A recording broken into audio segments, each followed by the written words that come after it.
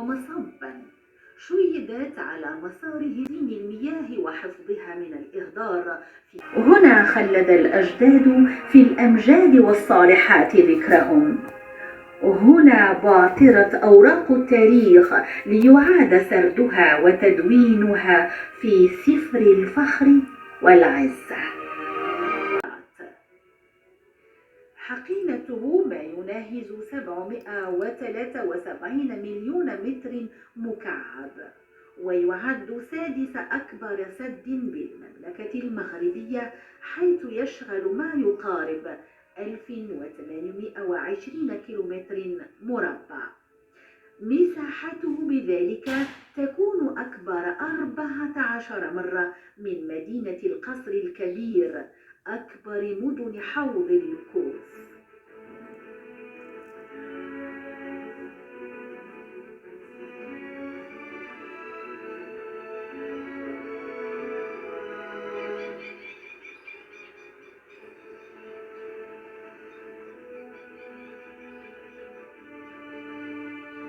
تغير مجرى التاريخ وكتبت بمداد من فخر وإقدام صفحة شاهدة عصر ما. تغير مجرى التاريخ وكتبت بمداد من فخر وإقدام أوفياء وأرض الأشراف والأولياء الذين إذا عزموا قد التاريخ من شرارة إصرار، وشيد صرح الإرث والحضارة على سواعد هؤلاء الأبناء الأبرار الذين قالوا لبيك يا وطن، فإذا بمعركة الحسم أثر بعد عين.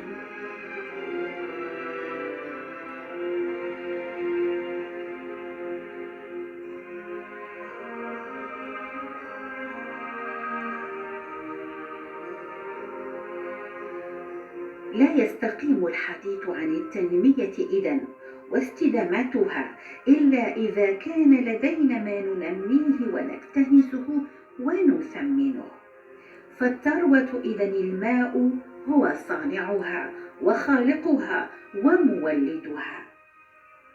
فبالمملكة المغربية جميع منظومات القرار وصانع الاستراتيجيات ومنفذوها لهم نواظم مشتركة تتقاطع وتلتقي وحسن استثماره وديمومته. أنا وليت ناظريك بربوع المغرب قلما وجدت بدول أخرى إقليميا وعربيا، إنها وكالة الأحواض المائية. فوكالة حوض اللوكوس الذي نحن بصدد إنجاز هذا الوثائقي حوله على عاتقها مهمات ومسؤوليات مبتدأها وطريقها ومنتهاها الماء في جميع وظائفه للشرب والري والاستعمال اليومي، وكذلك للصناعات وتوليد الطاقة أحيانا، لأن في بلدي مصادر التوليد البديلة تعددت وتنوعت عبر طاقة الشمس وطاقات الريح. فكيف تدبر وكالة حوض اللوكوس هذه المنظومة؟